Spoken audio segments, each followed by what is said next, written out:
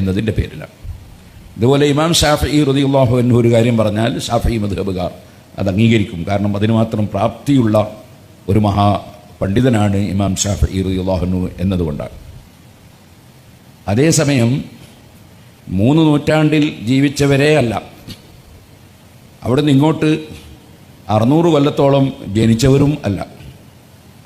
അങ്ങനെ ഹിജ്റ ആദ്യ വർഷം മുതൽ 600 വർഷം വരെ മുതഖദ്ദിമീങ്ങളുടെ കാലമൊക്കെ കഴിഞ്ഞതിന് ശേഷം രംഗത്ത് വന്ന ഏതെങ്കിലും പണ്ഡിതന്മാർ മുൻഗാമികളായ പണ്ഡിതന്മാരൊക്കെ പറഞ്ഞതിന് വിരുദ്ധമായി ഒരാശയം പറഞ്ഞാൽ ആ ആശയം തള്ളപ്പെടുക എന്നല്ലാതെ മുൻഗാമികളെ തള്ളി പിൻഗാമികളെ സ്വീകരിക്കുക അങ്ങനെ ഒരു നയം ഇല്ല.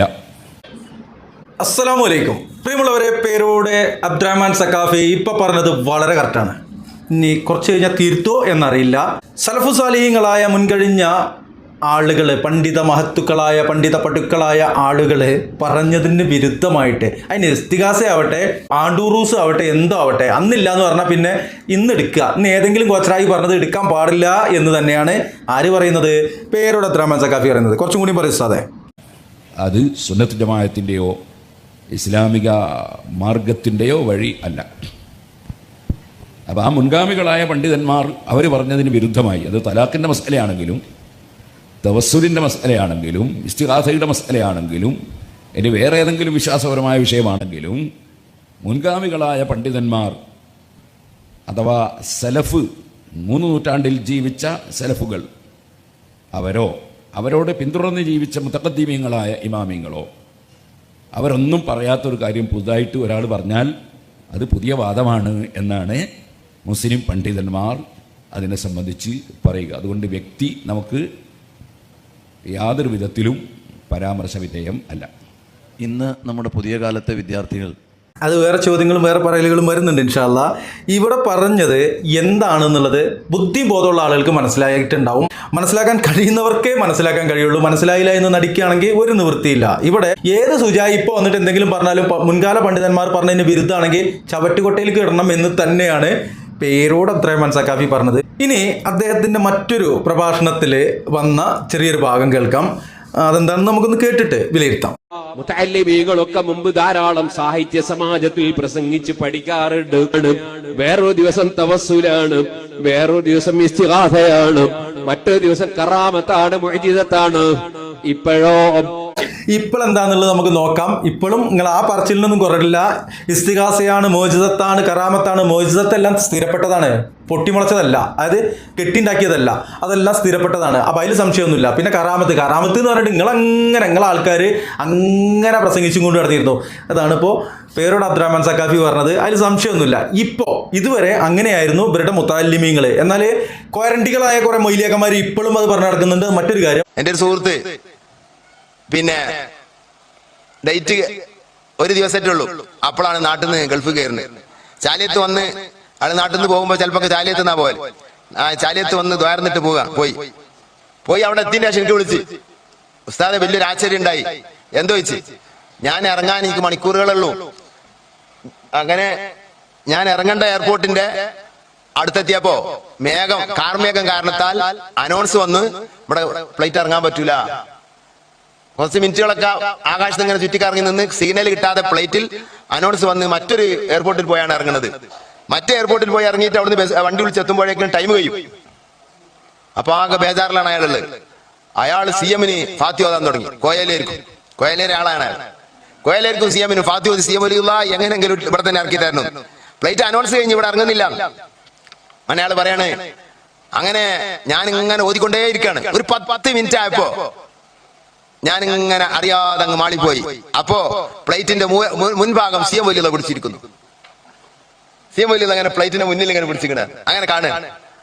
ഫ്ലൈറ്റിന്റെ മുൻഭാഗം CM വലിയ പിടിച്ചിരിക്കുന്നു. CM വലിയ അങ്ങനെ ഫ്ലൈറ്റിന്റെ മുന്നിൽ ഇങ്ങനെ പിടിച്ചിരിക്കണ അങ്ങനെ കാണുക.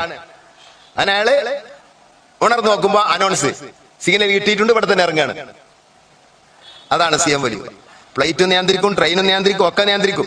ഞാൻ ഈ അടുത്തൊരു പ്രസംഗത്തിന്റെ ക്ലിപ്പ് കേട്ടു. അതിൽ പറയുന്നത് ശൈഖുന മടവൂരാണ് എല്ലാ പ്ലെയിനുകളും നിയന്ത്രിക്കുന്നത്.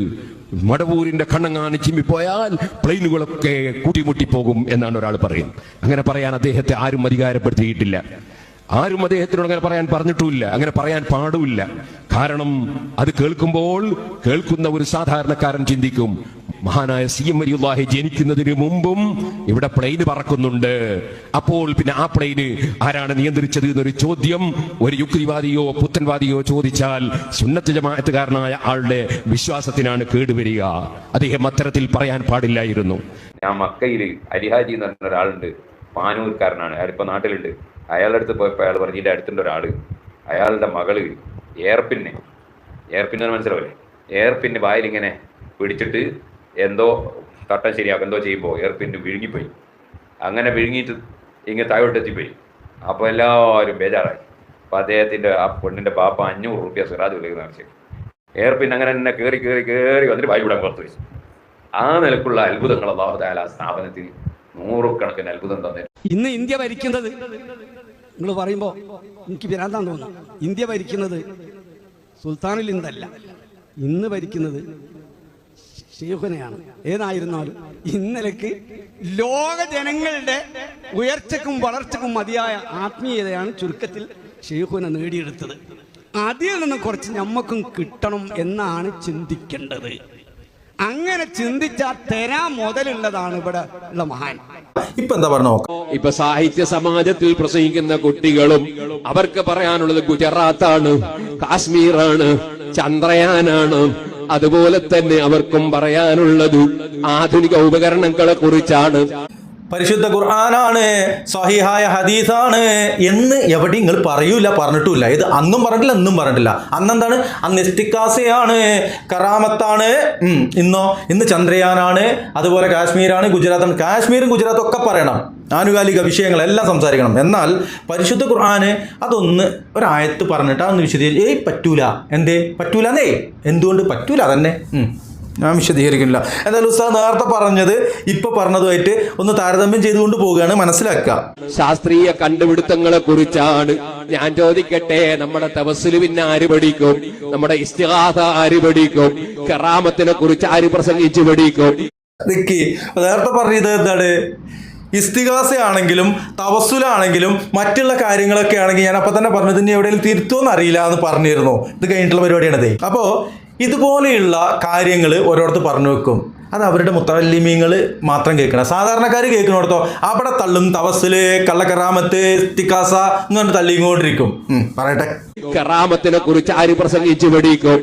ആര് മൗജിദത്തിനെ കുറിച്ച് ചർച്ച ചെയ്യും? എന്റെ പ്രിയപ്പെട്ട മുതഅല്ലിമീങ്ങൾ, നിങ്ങളെ പ്രസംഗങ്ങൾ നിങ്ങൾ സാഹിത്യ സമാജത്തിലാണെങ്കിലും അല്ലാത്ത സ്ഥലത്താണെങ്കിലും ദീനിയായ മൗദൂഅകൾ, ദീനിയായ ചർച്ചകളിൽ നിങ്ങൾ പ്രസംഗിച്ച് പഠിക്കണം, നന്നായി പഠിക്കണം. അപ്പൊ നിങ്ങൾ ശാസ്ത്ര വിഷയങ്ങളൊന്നും ഇപ്പൊ പറയരുത്, നിങ്ങൾ ദീനിയായ വിഷയങ്ങൾ പറയണം. എന്താണ് ദീനിയായ വിഷയം? മൂപ്പര് പറഞ്ഞത് ഒന്ന് ഇസ്തിഗാസ, തവസ്സുല്, കള്ളക്കറാമത്ത്. കറാമത്ത് എന്ന് പറയുന്നത് പരിശുദ്ധ ഖുർആനും സ്വയ ഹദീസും നമുക്ക് പഠിപ്പിച്ചെന്ന കറാമത്തൊന്നും അല്ല ഇവർ പറഞ്ഞത്. ഇവർ CM കറാമത്തുണ്ടായി എന്നാ പറയണത്. ഇവർ കോയക്കാക്കാക്ക് കറാമത്തുണ്ട്, വിലായത്തുണ്ട് എന്നാ പറയണത്. അപ്പോൾ അതങ്ങനെ മനസ്സിലാക്കാൻ കഴിയുള്ളൂ.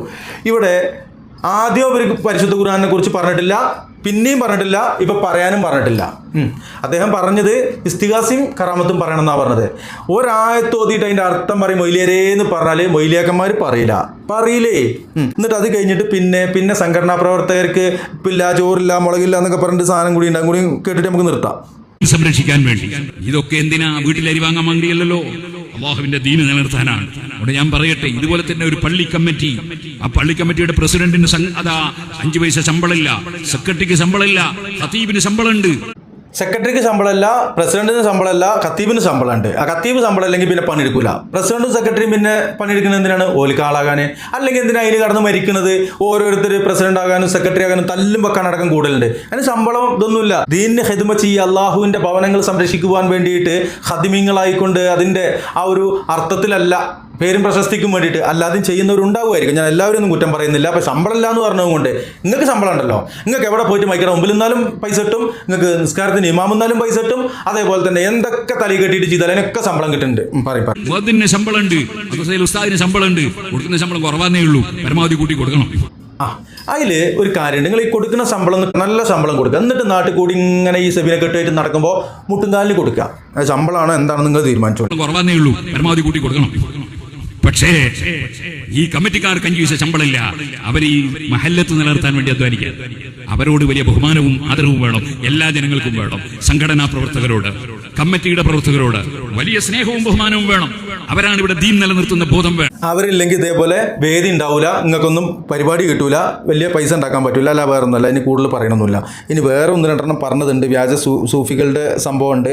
അതിനിടയ്ക്ക് നേരത്തെ പ്രസംഗിച്ചതിൻ്റെ ബാക്കി കേൾക്കാനുണ്ട്. അതൊക്കെ ഇൻഷാ അല്ലാഹ് മറ്റൊരു വീഡിയോയിൽ കാണിക്കാം എന്ന് പറഞ്ഞുകൊണ്ട് ഈ വീഡിയോ അതിൻ്റെ പിന്നെ അസ്സലാമു അലൈക്കും വറഹ്മത്തുള്ളാഹി.